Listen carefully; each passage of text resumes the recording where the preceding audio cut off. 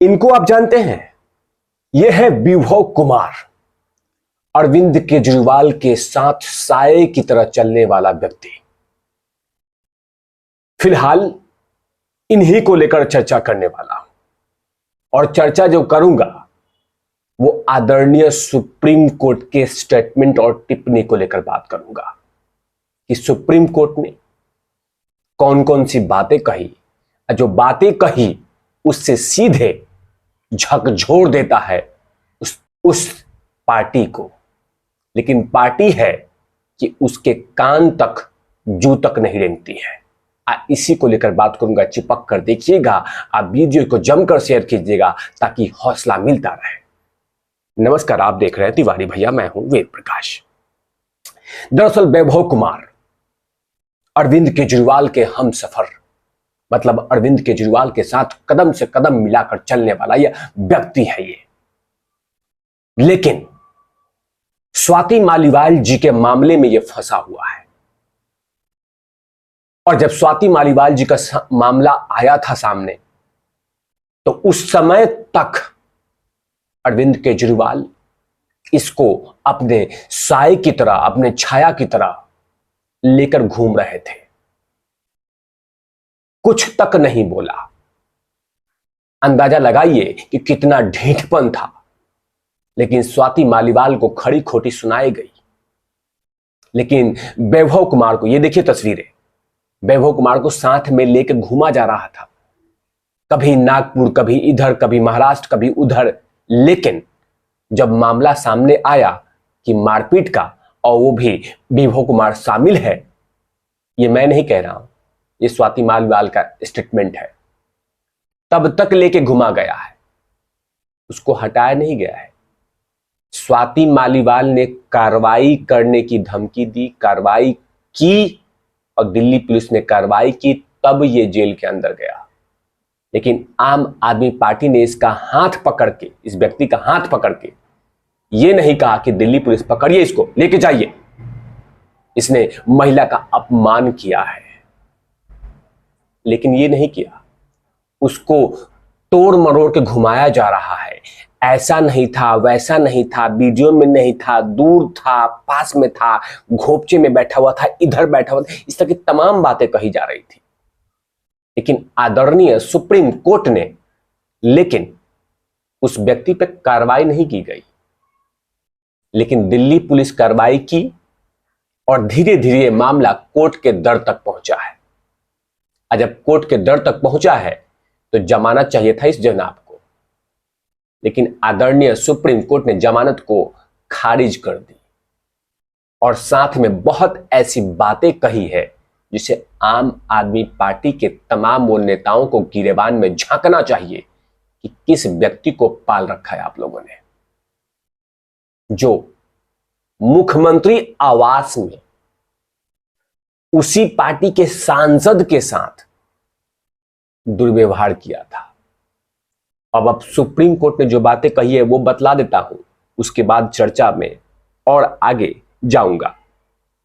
दरअसल आदरणीय supreme court ने कहा कि उसने, मतलब विभव कुमार, गुंडे की तरह काम किया और मुख्यमंत्री के आधिकारिक आवास में घुसा।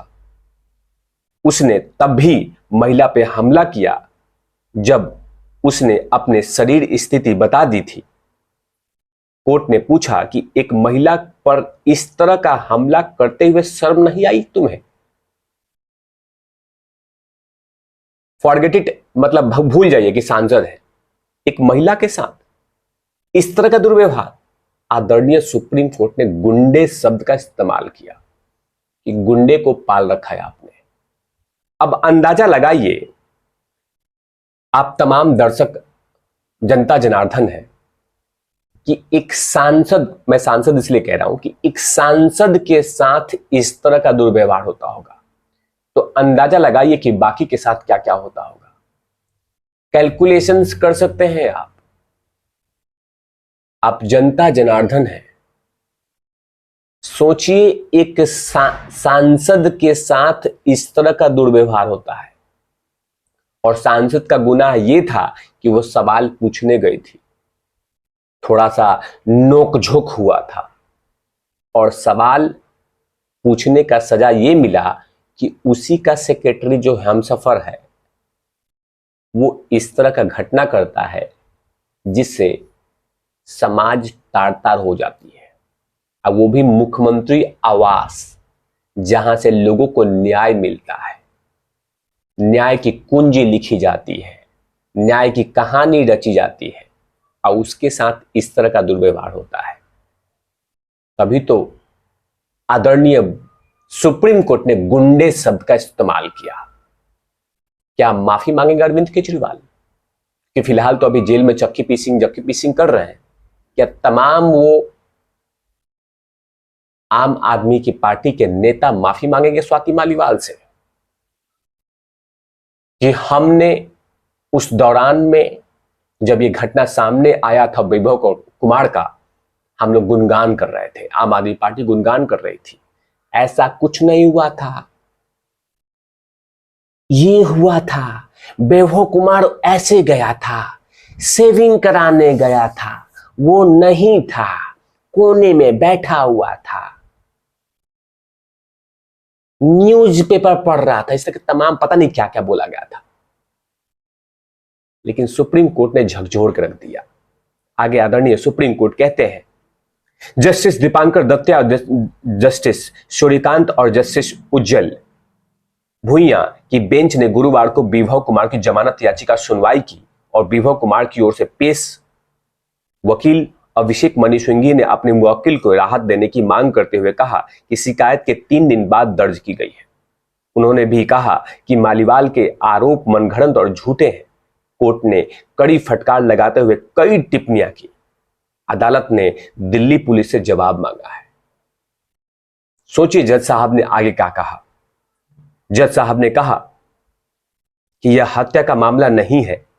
इस जज साहब ने कहा कि आप सही कह रहे हैं, हम हत्यारों को जमानत देते हैं, लेकिन यहां एफआईआर को देखिए, वह शारीरिक हालत पर रो रही थी।